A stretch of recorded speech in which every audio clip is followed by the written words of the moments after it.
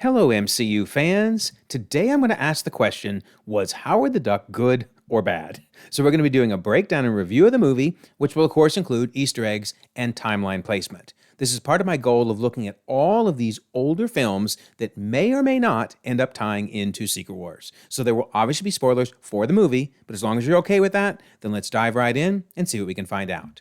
Don't forget, we have a January contest running all month long. Be a subscriber, leave a comment, and you could win a book or a steelbook. Best of luck.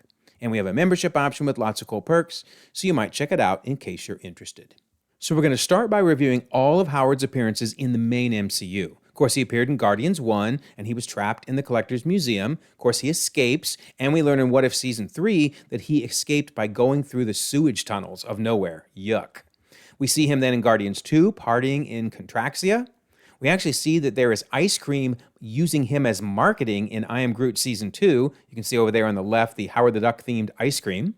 Then we see him in Endgame. He's right down there, very briefly. Blink and you miss it. He's helping save the universe. And then, of course, he appeared in Guardians 3 playing cards on Nowhere. And then he's had two different appearances in What If, Season 1 and Season 3, where he hooked up with Darcy. They, of course, get married. They have an egg. I don't even know how, but let's just move on from that. And of course, that egg becomes little Birdie, who appears later in Season 3. And there she is as a little child in bed. And then one of my favorite Easter eggs from it is they're too loud when they're singing to little Birdie. And they say, "Sorry, Mrs. Switzler, we were trying to put the baby to sleep." Of course, Mrs. Switzler, Beverly Switzer, is his girlfriend in the comics.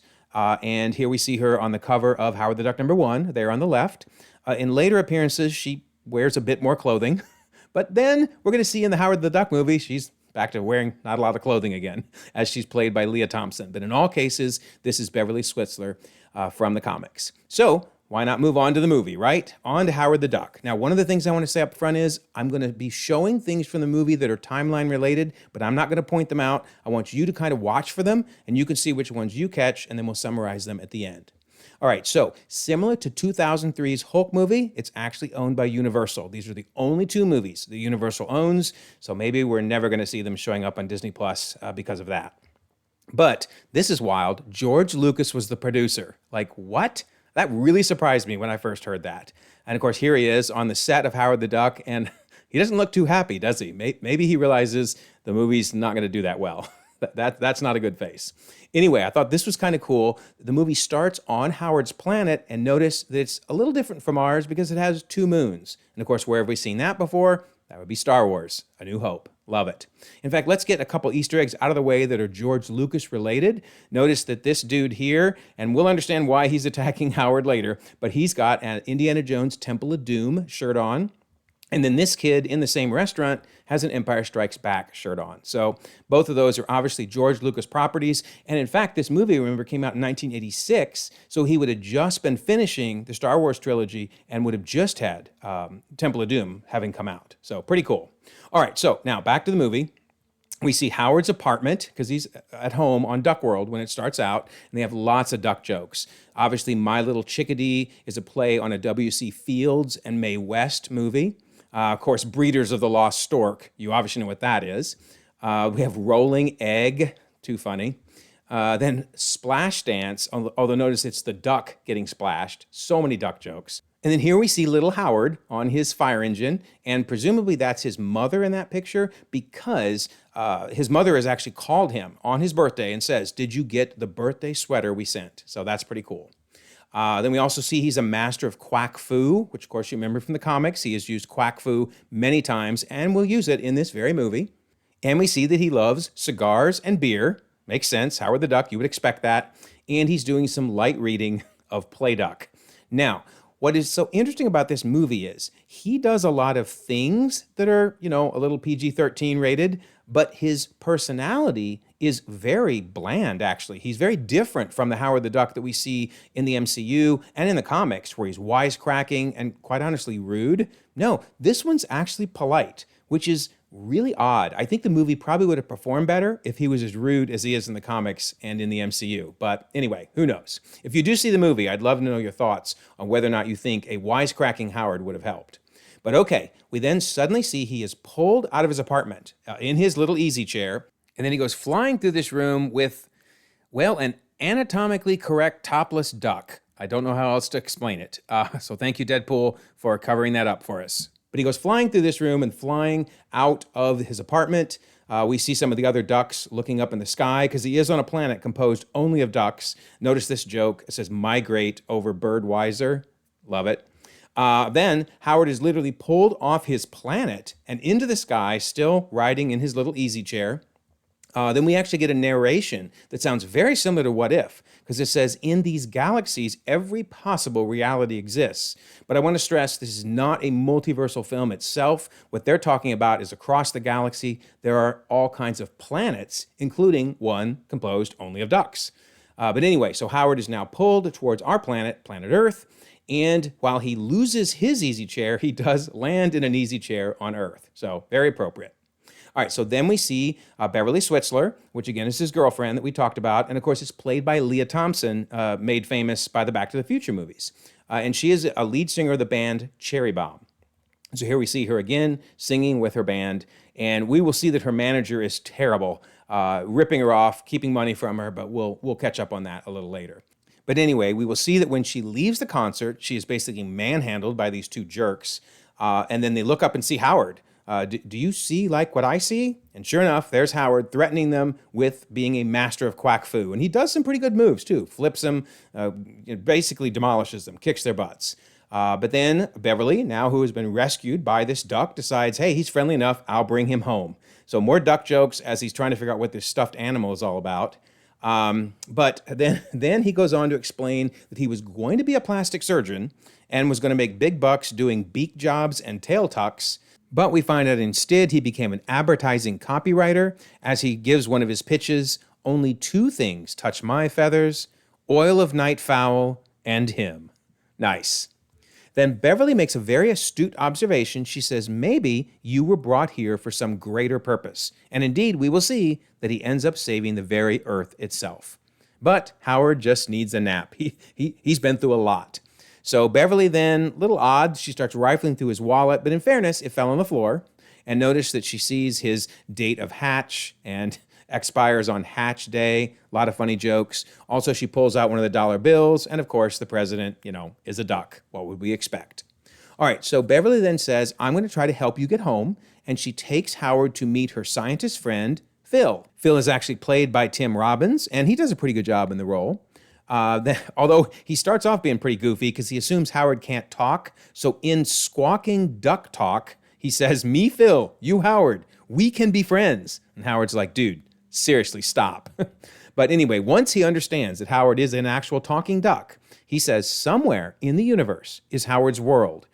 And it's a world almost exactly like ours. And then he just imagines what this ascent of the duck might look like. It's pretty funny. Starting with just an egg on the left, moving all the way to Neanderthal duck, Cro-Magnon duck, and finally the modern duck. So basically, it's just a planet where ducks evolved instead of humans.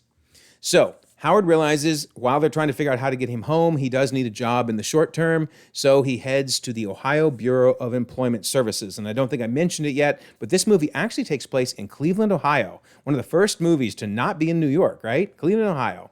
Anyway, they actually send him, of all places, to a massage parlor. Because, well, he's a water specialist and he can help with the hot tubs. Oh, my word. So, yes, he goes to the lava of love. There are a lot of things in this movie that definitely are PG-13 at a minimum rated. But again, Howard the Duck himself is very G-rated. It's pretty crazy. All right, so then Howard is walking down the street and here's some bad news. It's duck hunting season in Cleveland. For all you duck hunters out there, we got good news. Also, then he sees Daffy Duck cartoon, and he's not real impressed with Daffy Duck or Daffy's accent. Then Howard now goes to the concert that Beverly's at and realizes this manager is ripping her off. So he basically takes the manager down. And I want to point this out. He pins the manager to the bar with this knife going through his earring to pin him down. Yeah, it's not as gross as it sounds, but I still don't want to show it because I'm squeamish. But anyway, he forces the manager to let the girls out of their contract because, he's been ripping them off and stole money from them. So because of that, now Beverly is in love. Howard is her hero. So as Howard says, like they say, doll, love is strange. Yes, it is strange indeed, as a human and a duck are about ready to have some happy time together. I mean, I guess Darcy and Howard did in What If, so why not these two? However, they only start to have a romantic evening because in bursts Phil, bad timing Phil, but he brings Dr. Walter Jennings. So Dr. Jennings is a specialist and thinks he knows how Howard got here. So they explain that on the night of September 8th, and Beverly jumps in, that's the night Howard landed.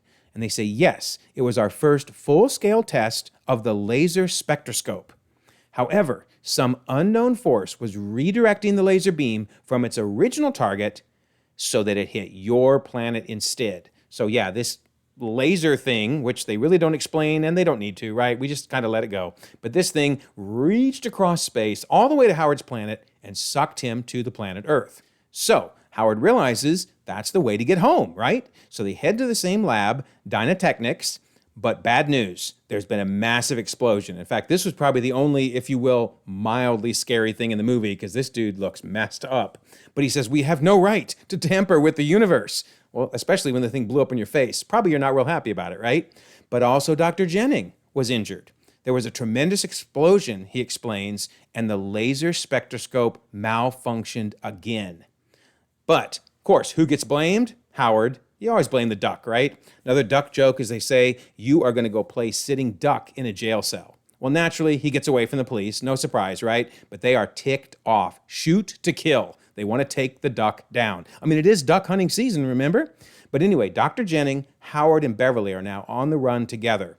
But something is very wrong with Dr. Jennings. He says, I'm afraid I'm about to become something else. Yeesh. So they stop by a diner for a quick bite to eat because, everybody's hungry. And the waitress says your kid's costume is really radical. So she thinks, obviously, it's not real. But then they learn something very scary because Dr. Jennings says, you are about to witness the end of the old world. Okay, that's not the type of stuff he was normally saying. He says, I am now one of the dark overlords of the universe. Tonight, the laser beam hit the nexus of Somnus. So keep Somnus in mind. That is actually in the comics. So we're going to see the villain, this dark overlord, is kind of from the comics.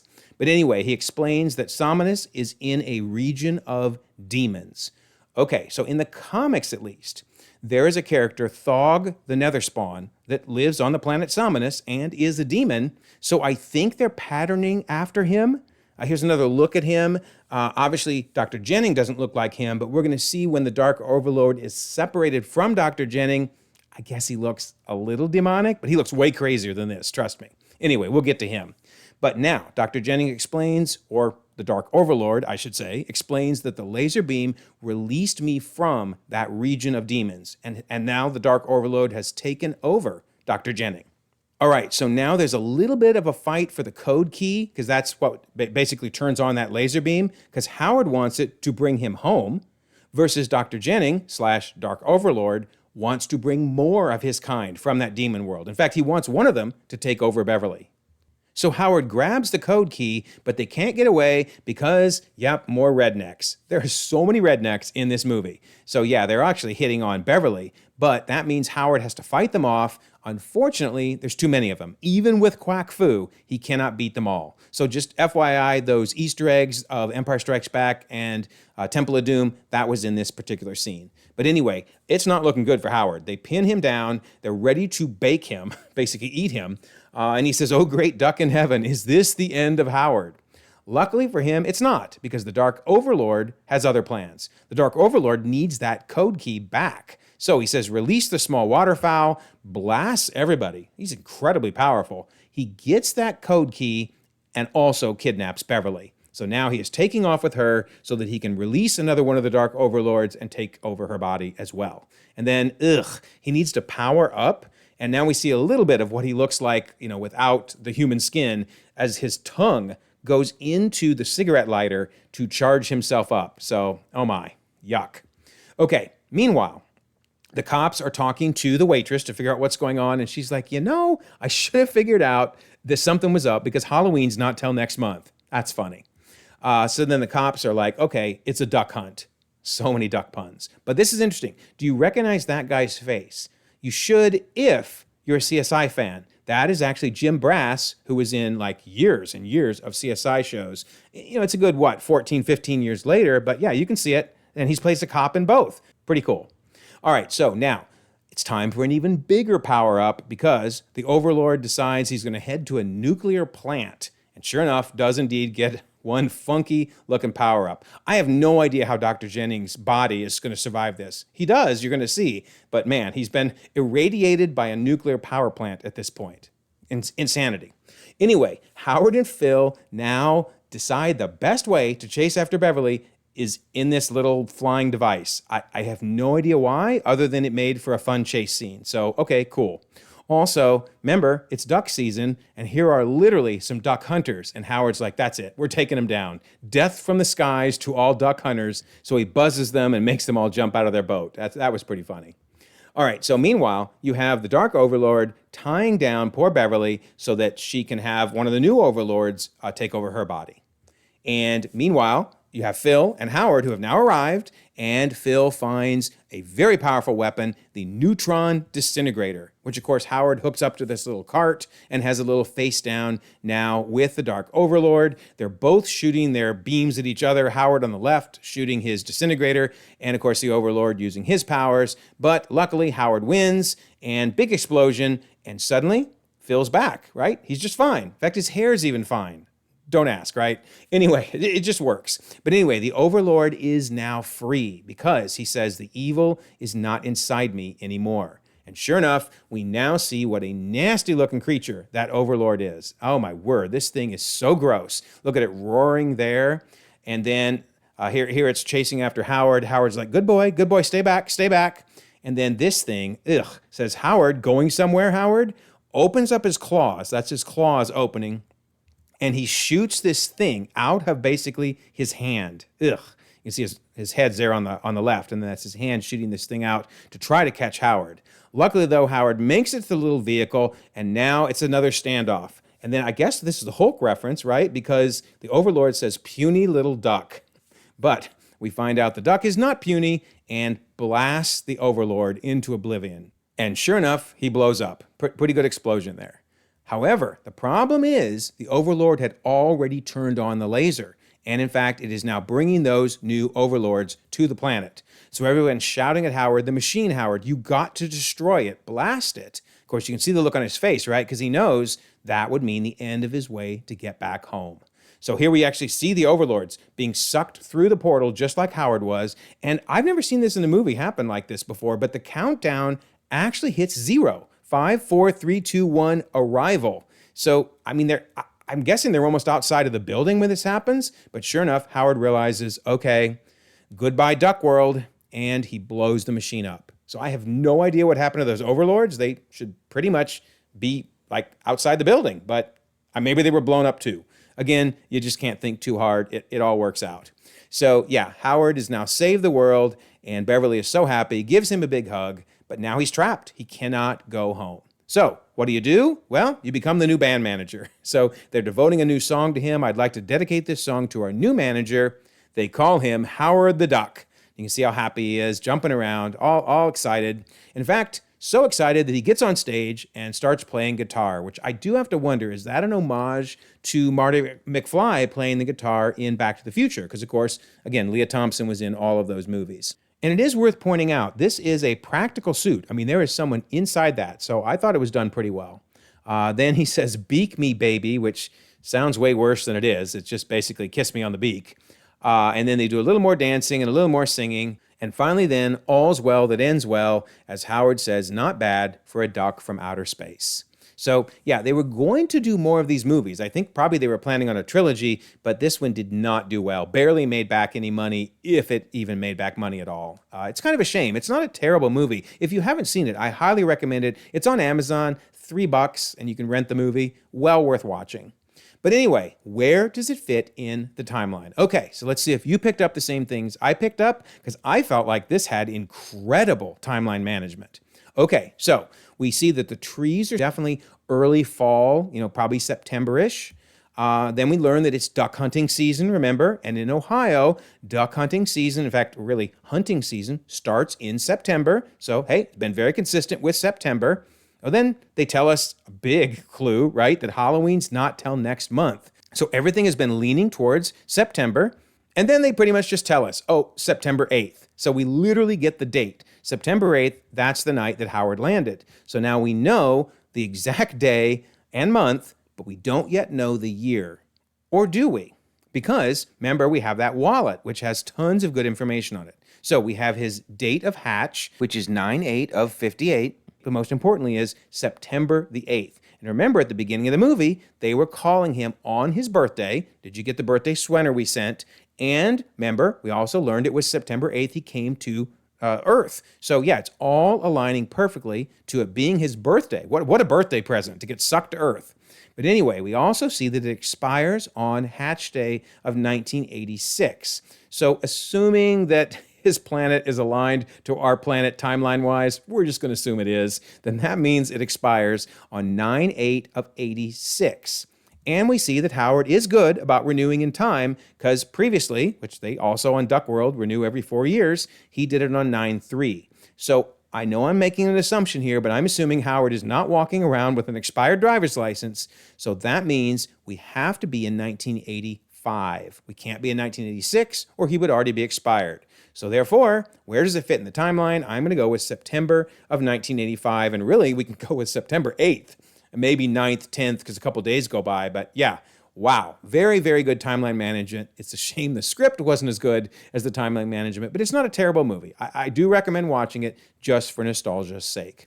All right, and as a quick reminder, we do have the Google timeline sheet on my drive. It's sorted by timeline month, but you can also sort by release year by going up to the sort, and you can filter by anything you want. Here's an example of some of the filters, and in particular, notice MV for multiverse, and I even have a classification for Deadpool and Wolverine. So all the multiverse of movies that tie into that movie. But if you sort by multiverse, here's everything, and sure enough, there is Howard the Duck, which released August of 1986, but happens in September of 1985.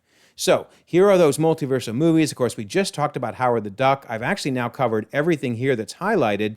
I don't know that I'm going to cover anything else here for a while because I'm betting none of these other things are going to tie into Secret Wars, but you never know. So if you have any requests on what you'd like to see next, let me know. Of course, here's the rest of the multiversal films and shows, and I've actually covered almost every one of these. Obviously, glaringly missing is Mutant X, so I probably need to do that one. And then maybe I'll even do MODOK, Hitmonkey, and Moon Girl at some point. But let me know your thoughts on what you would like to see, and tell me in general, what did you think about Howard the Duck? Was it a good movie? Was it a bad movie? I'd love to know your thoughts. I read and respond to everything. All right, so don't forget, January contest, be a subscriber, leave a comment, win a book or a steelbook, and there's the membership option in case you're interested in that. And then I always love to mention the Discord. Here we are talking about the best wiki on the planet, the Marvel Cinematic Universe wiki. There are over 1,900 members across the globe, conversations happening 24/7, and I will leave a pinned comment so that you can join us. Also, if you don't mind, like this video, subscribe if you haven't already. You can check out more content, and we'll all continue to enjoy the ever-growing, the ever-changing Marvel Cinematic Universe.